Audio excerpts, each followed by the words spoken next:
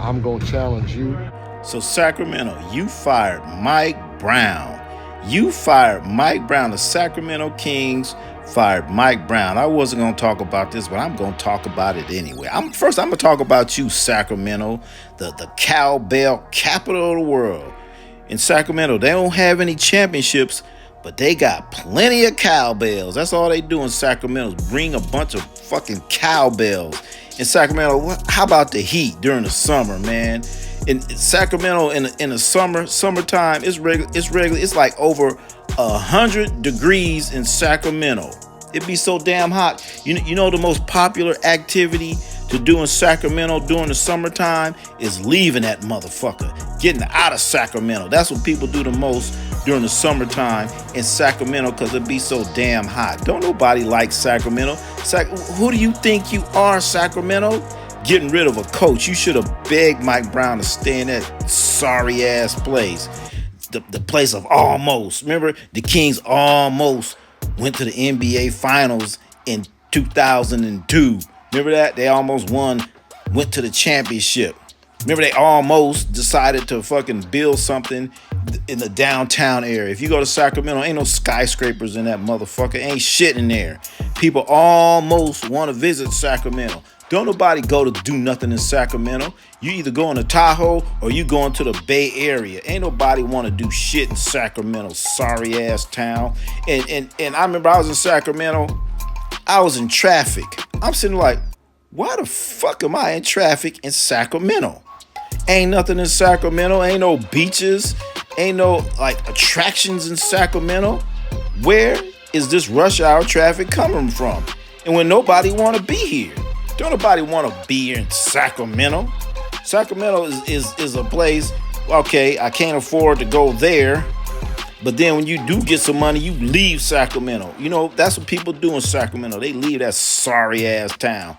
And you know, Sacramento, the only thing you're known for is the Kings. That's the only thing you're known for. That's your most famous thing in Sacramento.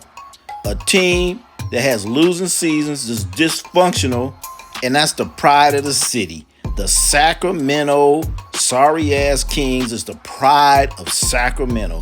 And you know what's so bad? How many coaches have they been through?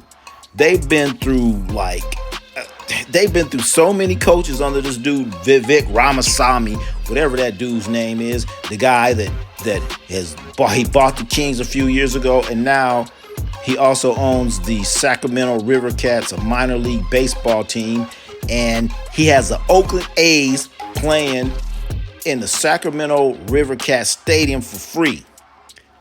So he's been through 8 coaches. The Kings went through more coaches than they got playoffs win. Remember they had Keith Smart? They had Mike Malone. Mike Malone, who won a championship with the Denver Nuggets, and they got rid of his ass. Got rid of him, fired him. Then they brought in Tyrone Corbin. Got rid of him. George Karl. Remember George Karl used to coach with Seattle, coach Gary Payton, Sean Kemp, all those dudes. Got rid of him. Luke Walton was there. Remember him? Luke Walton was in Sacramento. Guess what? Fired. Alvin Gentry. Got rid of him. Alvin Gentry, a great coach. Fired. Got rid of him. At one point, you got to say, hey, man, maybe it's not all these coaches that we going through. Now look what they did to Mike Brown. Mike Brown, they got him because they wanted, I guess he's supposed to be some type of stability. Did they keep Mike Brown? No, he got fired. Mike Brown led the motherfucking Kings to the playoffs. Was that a couple years ago? He was named Coach of the Year. He just signed a 3-year contract extension. 3 years. In July, he signed a 3-year contract extension after taking his team to the playoffs for the first time in years. And you know what? They start off at 13 and 18. They have a 5-game losing streak, and they fire Mike Brown, the coach of the year. And who do they hire? Doug Christie. Doug Christie. We all know about Doug Christie and his marriage to Jackie Christie. Come here, bitch!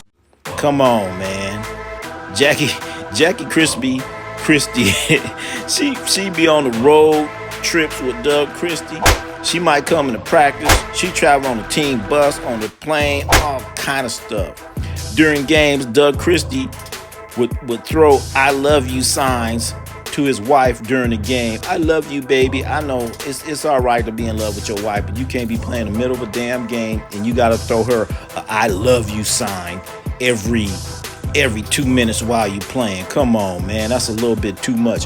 What about the situation when Doug Christie got in a fight with Rick Fox? Of course, he cheap shot at Rick Fox, gave him an uppercut to the face, and guess what happens? The fight went to the tunnel. When it got to the tunnel, I will attack like a maniac about him.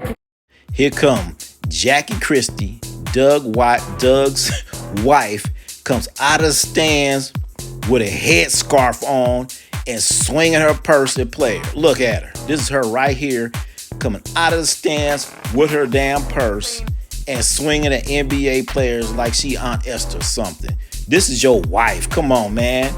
Let the men be the men. Let the men handle the business. And of course, you know she's on Basketball Wives, where she's known on there for fighting and starting all kinds of bullshit. But come on, man. Come on. And every year, Doug Christie has to renew the vows of his wedding. Every year, she has to do that. He has to do that. Come on, every year. Come on, give it a break. Because they think it strengthens their marriage. Come on, Doug. Be a man. You supposed to leader of men? You supposed to be a leader of men, Doug Christie? If they're not heavy, they have to be full. They're balls. What about with Jackie Christie admits to, I know this is YouTube, so I don't know if I can say checking Doug Christie's basketballs. If they're not heavy, they have to be full. They're balls. And I'm not talking the kind you dribble. I'm talking about the basketballs without saying basket. She checks his all the time because she wants to make sure that they're not empty. Because if they're empty and she didn't have anything to do with it, then she thinks she's cheating. To make sure if you look and it looks empty, that means he's done something while I was gone to himself. He wouldn't do it with anyone else. This guy is going to be the leader of your team. This guy is going to be the leader of the Sacramento Kings. Really? Come on, man. So he's their interim coach. And this is just this is like a complexity. This is like some weird shit going on. But you just fired Mike Brown, man. Come on. In Sacramento, who do you think you are, man? Sacramento, you ain't shit. You like, come on, man. Sacramento, come on. In LA, you got Hollywood. In the Bay Area, we got the Golden Gate Bridge, the Bay Bridge. In Sacramento, what you got? Government buildings? Government buildings. Who wants to be in Sacramento? You either got politicians or you got farmers. Imagine that. A bunch of damn farmers ringing cowbells and politicians. They all hang out at the Starbucks, man. Come on, man. Sacramento? Who you think you are? This dude from the owner of Sacramento Kings thinks like somebody actually want to be there, man. Come on. You're Sacramento. You need to understand who the hell you are. Anybody that wants to go and coach the Kings, you should honor them. Anyone that came to Sacramento and was a coach of the year, you should assign them to a 20, 30-year contract. But you know how this whole thing started? It all started when De'Aaron Fox fouled a three-point shooter with seconds left in the game. The Kings were down by 3 points, and De'Aaron Fox fouls someone shooting a three.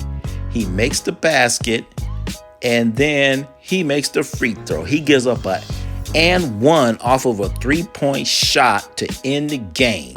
And Mike Brown clearly told them, do not foul him. De'Aaron Fox came in with an improper closeout, fouls a shooter, and they lose the game.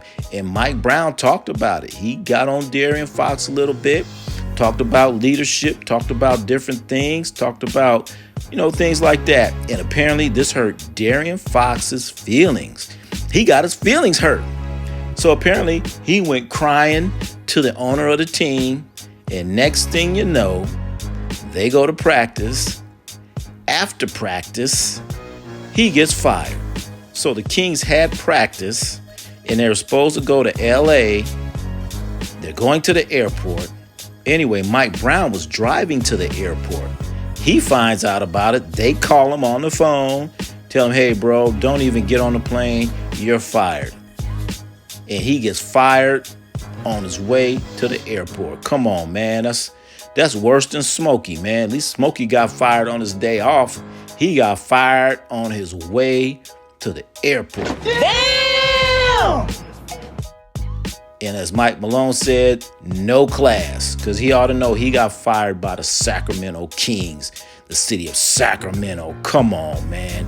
So now they got Doug Christie. It's a good thing because, we need a better direction.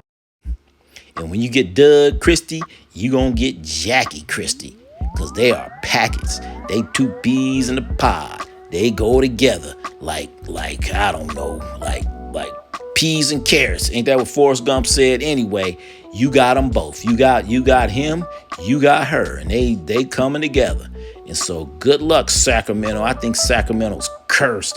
You ain't never won no championship, ain't never been to the finals. The city of Sacramento, you're cursed, and you lost to the Lakers, and you're gonna continue to lose because you're a lousy city, you have a lousy organization, and you got a lousy owner.